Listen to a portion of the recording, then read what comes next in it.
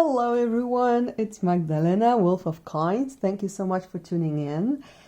I'm finally making the video that I myself really wanted to make, but somehow I never got to make it until now. I think that I was trying to be too prepared for it, and in consequence I just never had the time, energy or whatever, so I decided I'll just go for it. Also, I've just finished reading this book, The Witch's Devil, Myth and Lore for Modern Cunning by Roger G. Horn, and it inspired me to talk about the devil. Talk about the devil.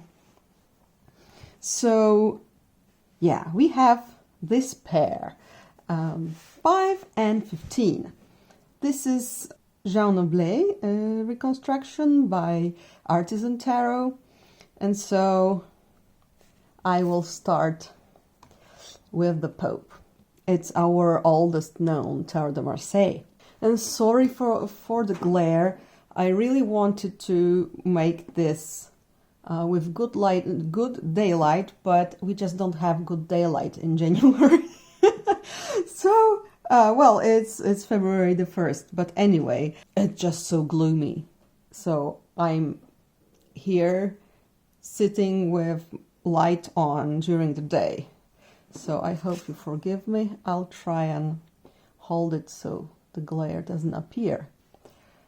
We have this figure here, who is obviously the Pope, the head of the Catholic Church, with his triple tiara, with his pastoral staff, and he seems to be blessing with this hand, but he's actually looking either somewhere there or at his staff.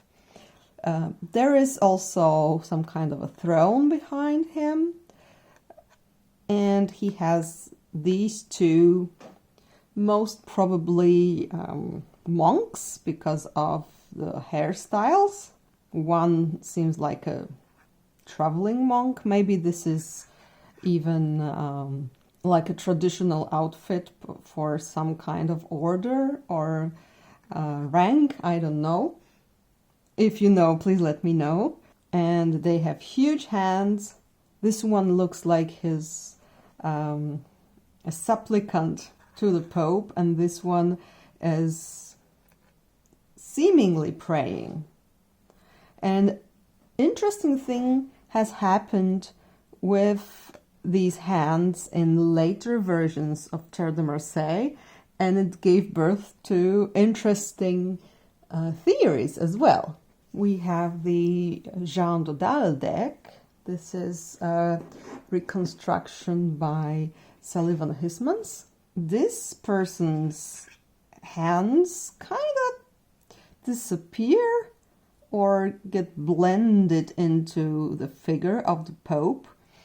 See, maybe this was one of the hands, and the other one, yeah, lost in action.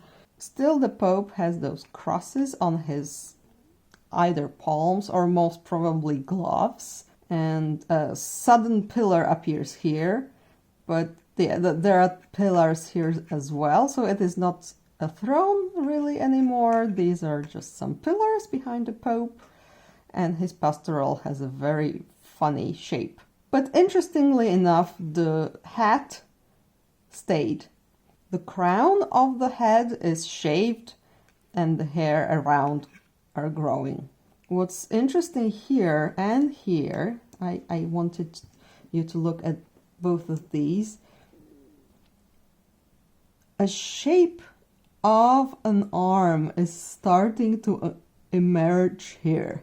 This is Pablo Robleto's deck, and again a hand is kind of like belonging either to this person, or is it really So now with the coloring, you can see that this might be seen as an arm of a person introducing, and I didn't make it up, it's one of the theories that people have about this card, that this might be a person introducing this guy. So we don't have really only these two monks or disciples or whoever. There is the Pope, the disciples, and someone introducing this one. Still, we always have this part here, and we know that in the older versions there was actually this man holding his hands here. But yeah, another interesting fact is that this guy, who was like with his arms up, oh dear Pope, listen to me, the supplicant, his arm went down. See? Let's see. It is appearing here, this is the Payan deck. It might be a kind of like, oh, what's it called? You know, those dangling things at the end of an outfit or a belt. But then it grew to be a hand. See? So he actually changed his pose. And then in the crepes, what's it called? The Renan Tarot. I have a walkthrough on my channel. The hand is also here already. And the Pope is like very cross-eyed. So, who is the Pope? We know who the Pope is. He is on the top of spiritual hierarchy of the world in which these decks were being created. He knows it all. He cannot be wrong. It's official. He cannot be wrong. So whatever he tells you, it must be right. Also, I like the evolution of the staff here. It's a different style now. It's not this pastoral curly thingy, but it's like 1, 2, 3 bars on the staff. But going back to this card, to this archetype, it has a lot of weight on it, because for many people who read cards, as far as I know, such figures are a symbol of oppression. Also because Catholic Church declares that using divination tools is a sin. So he's actually forbidding you to use the cards. That's why maybe in the 20th century decks, this card got changed into the Hierophant, a more less loaded archetype. So there are, of course, positive characteristics of this figure, such as a teacher. He can be a teacher. He can take care of these smaller people here. He explains stuff to them. He has authority. He is also experienced. He's old, as you can see. But other very shadow-tinged qualities are here as well. So the very stiff hierarchy, the oppression, patriarchy, right? He's the patriarch of the Christian world before it got divided into different sects.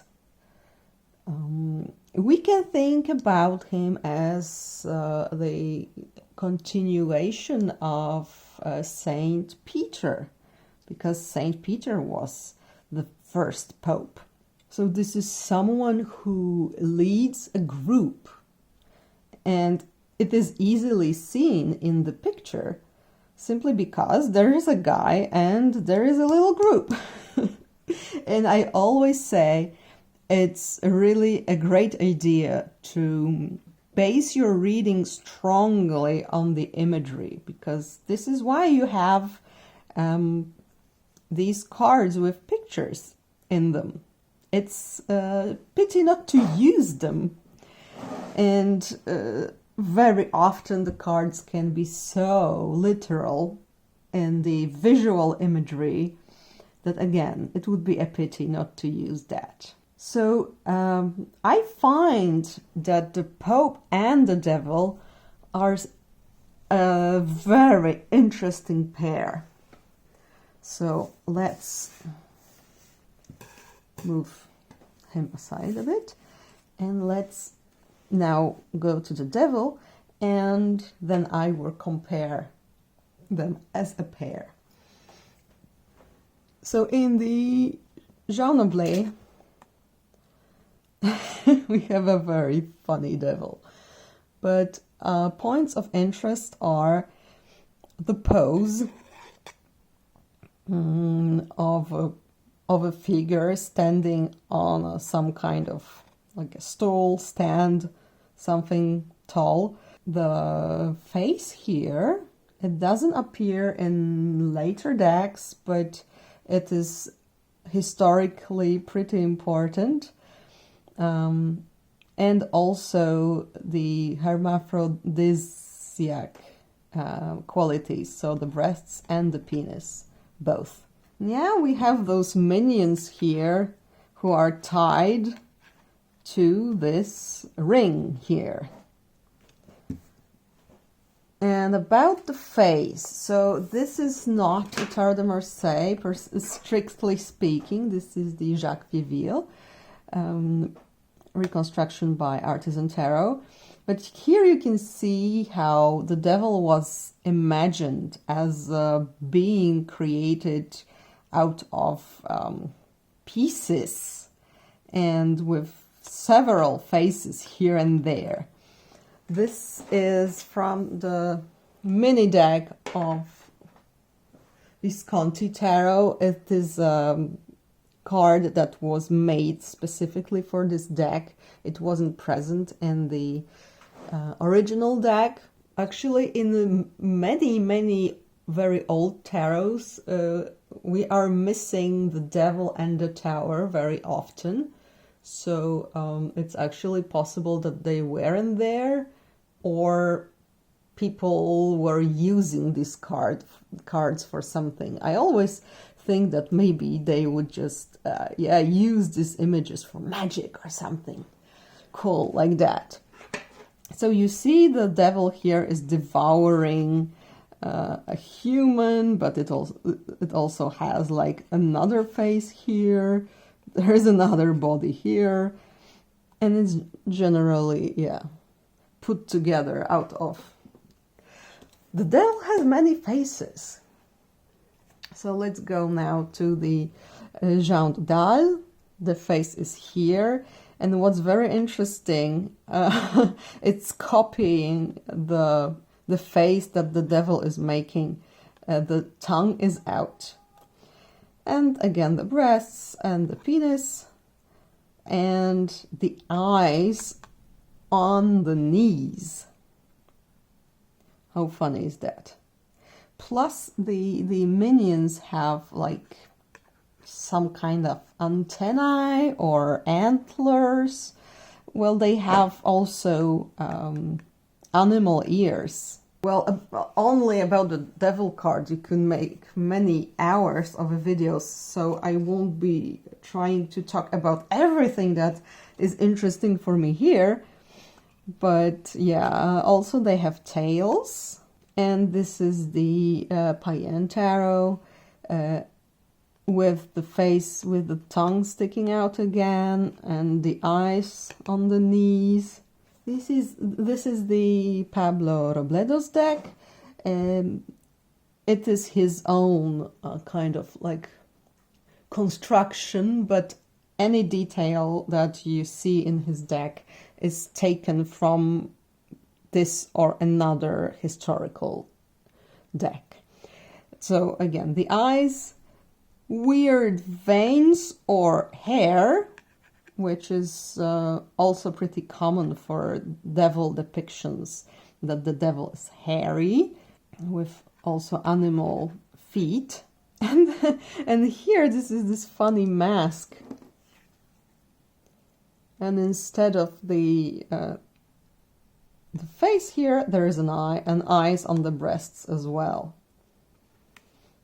And here they also have eyes, so it's eyes galore, which wasn't such a rare thing anyway, because in the Bible, for example, angels, some of the angels, cherubim or others, they are very often described as having eyes all over their bodies, and when you see it painted, it's really creepy. I saw this in some churches and I was like, a very cute fluffy angel that isn't. But yeah, we need to keep that in mind, that this is not only demonic feature, it was present in the minds of the people as also a divine thing.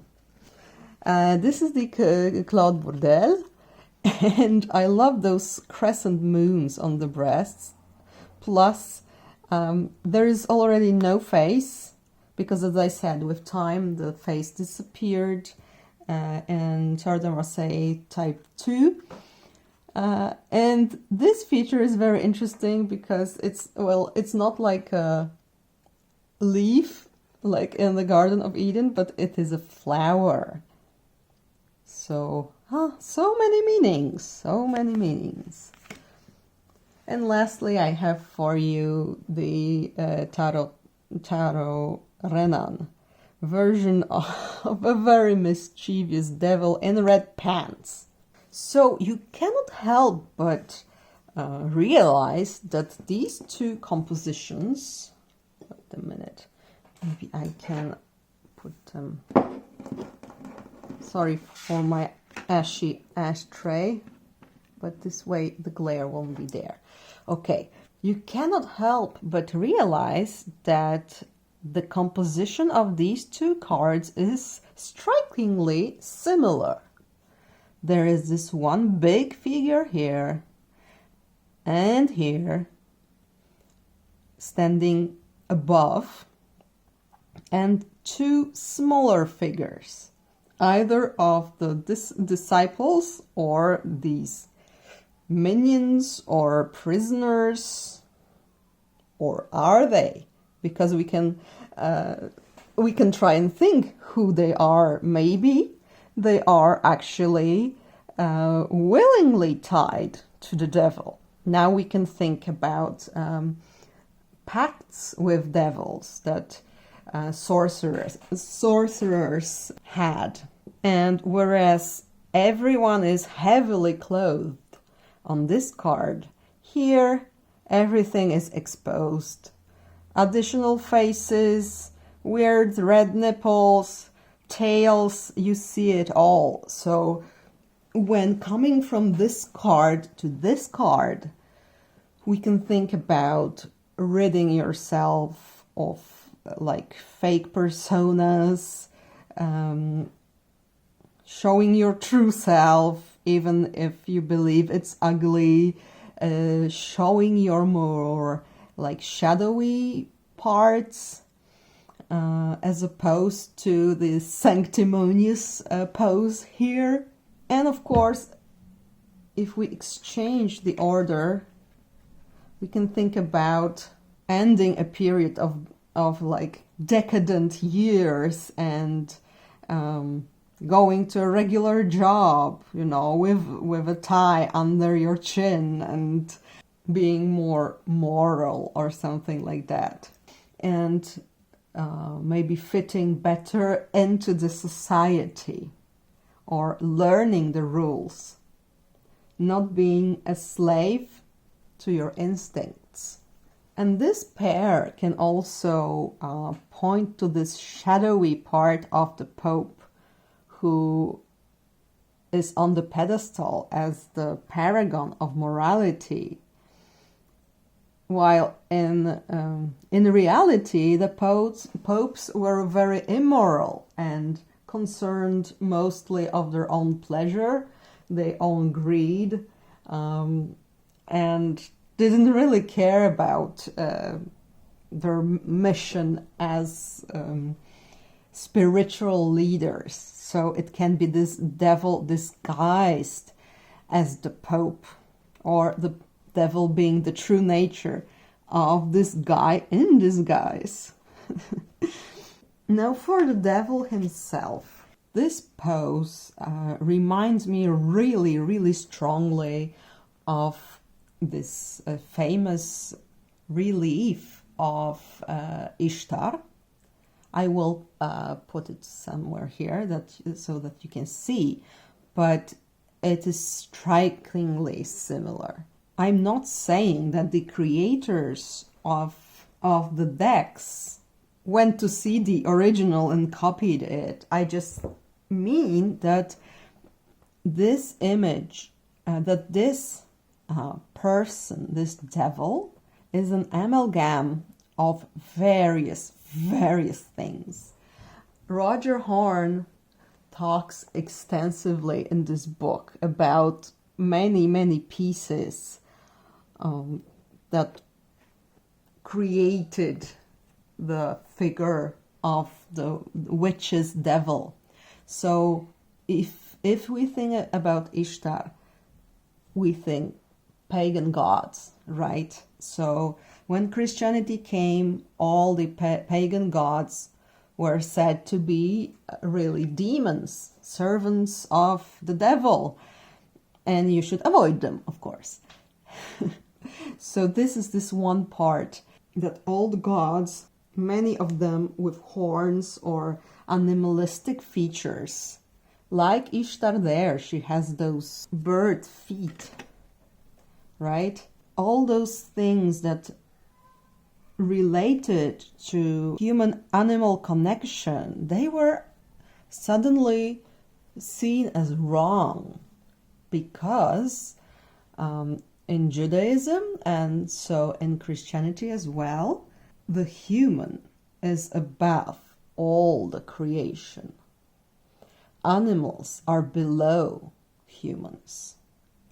So if you connect with your animal nature, you go like below your status of the pinnacle of creation.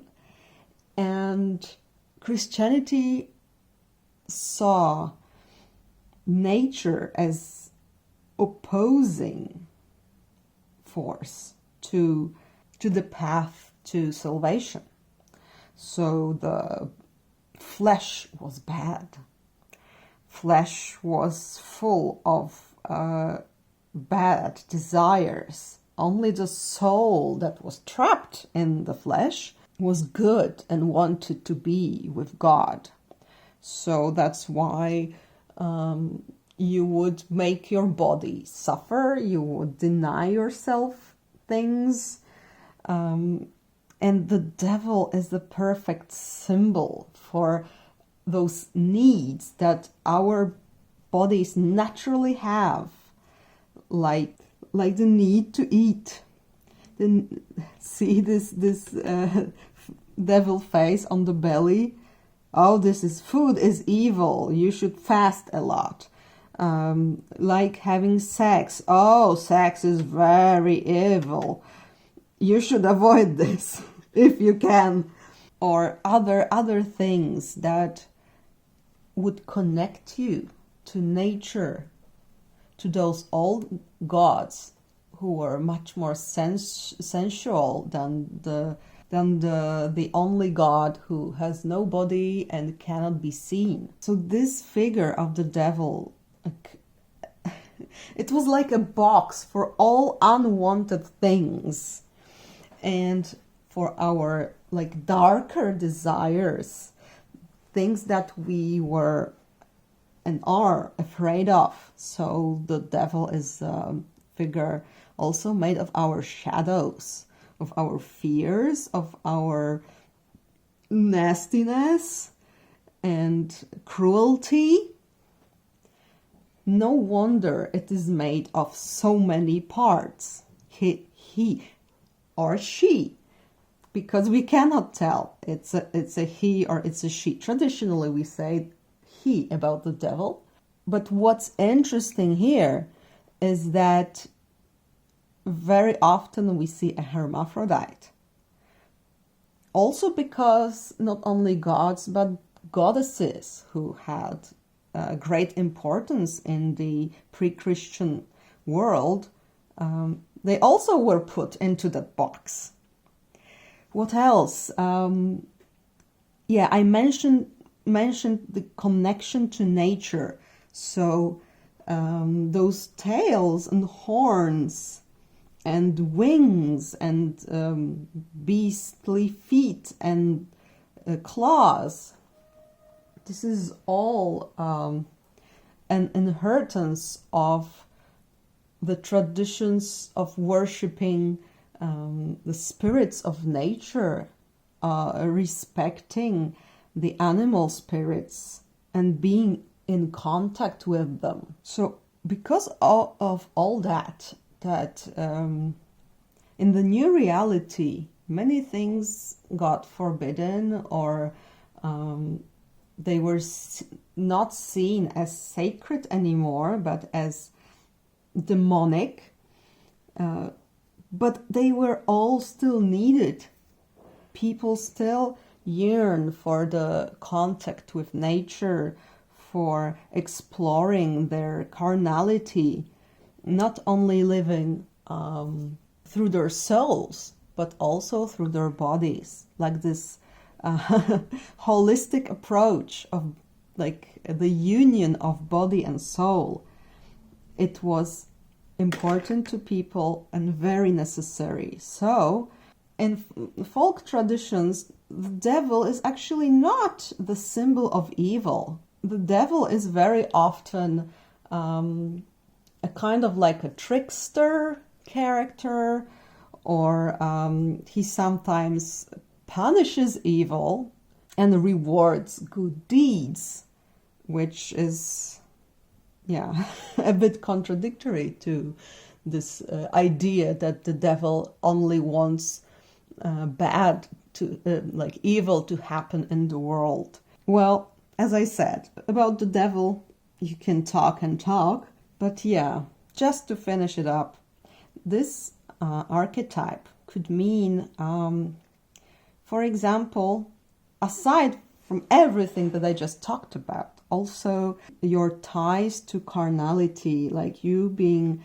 a slave to only the materialistic side of life. What I love, that is one of the things. The other thing, what I really love about this card, it's one of my favorites in the tarot, is that, let's be honest, we all want to be like the devil sometimes. We just want to not give any fucks. Right? He's like sticking his tongue out and I don't care. I don't care. I am me. Look at me. I'm awesome. I'm proud of being who I am. And everything is fine with me. Look, I have no clothes. I'm just amazing. And you won't make me ashamed. You won't make me back off. I do what I want to do, and I know what I'm doing. So this is also a really strong message from this card. Please let me know what thoughts do you have on these two cards. Any comment that comes to your mind, I will gladly read. Thank you so much for watching and have a lovely day. Bye!